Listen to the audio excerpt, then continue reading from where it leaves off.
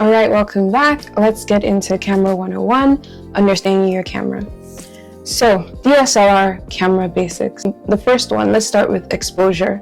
And I'm going to be running through these with analogies to make them a little bit more understandable because there's a lot of technical jargon. So exposure is the big picture, how bright or dark your photo is, right? So think of exposure. Exposure is like how bright a room feels when you turn on the lights, right? So if it's too dim, it's underexposed. If it's too bright, it's overexposed, right? So if the photo is too dark or too bright, your exposure needs adjusting, right? Next is your aperture or your f-stop. This is the most important thing on your camera, right? So your aperture is how wide the lens opens to let in light, right? This controls your background blur and your light. So if you have a low f number, right, like f1.8, right, to f2.8, that's more light and blurry background. Right now, my camera has an f-stop of about 0 to about 1. That's why you see that this is more light, it's bright, and my background's a little bit blurry, right?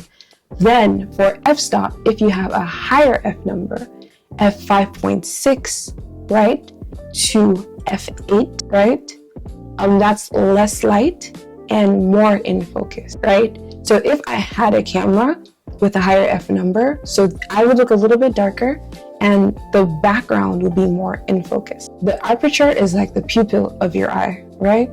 Dark room, your pupil opens wide, right? Bright room, your pupil shrinks because it's too bright, right?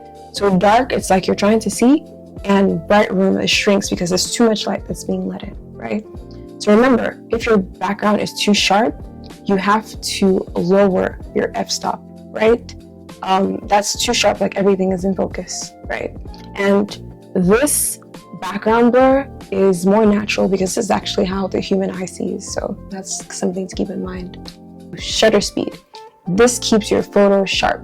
So shutter speed is how long the camera lets in light, right? It controls motion blur too. So fast shutter speed, 1/250 or higher, and you're always going to see this on your camera screen, right? 1/250 or higher, that freezes action, right? Slow shutter speed, 1/60, that's motion blur. So that's what you see when somebody's moving, like you start seeing like the blur that's going on with it. So that tells you that they're actually moving. So you never really want motion blur, especially in conferences. It's not a nice look to have. I would say it's better in things like waterfalls, it's very aesthetically pleasing, or even with like racing or sports. But I think you want like fast shutter speeds while we're taking photos for conferences, right?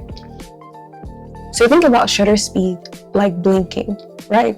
So quick blink, that freezes motion, long stare causes blur, right? So if your photo looks shaky, you need to raise your shutter speed number. Always try to have your f-stop at about 1/125 or 1/250 or higher. The higher the better. So ISO, use only when needed, right? Sometimes I have the camera on auto for you, so you wouldn't have to be concerned about this, but it's still good to know, right? So ISO is how sensitive the camera is to light, right? ISO is ISO 100 to 400. That's a clean image, right? No grains. Grains are those like dots that you see on your camera, or like noise, right? You call it camera noise.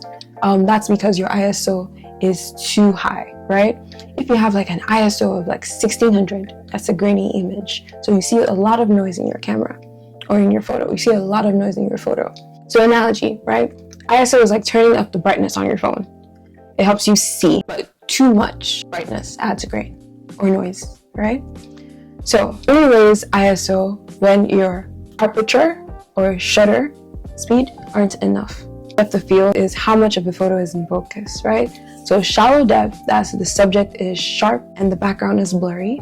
Deep depth, more of the scene is in focus. Depth of field is like focusing on someone in a crowd, right? You can see one person clearly or everyone clearly, right? Seeing one person clearly, shallow depth of field.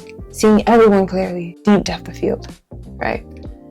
Then if you want a blurry background, you can use a lower f-stop. to achieve a blurry background. So like I have a low f-stop, but I have a blurry background. So you would say that I have a shallow depth of field because it's just focusing on me. If I had a deep depth of field, everything would be in focus. Okay. So in summary, right, to keep it simple, exposure is how bright your photo is. Shutter speed keeps your image sharp. ISO brightens dark scenes, and focus decides what's clear.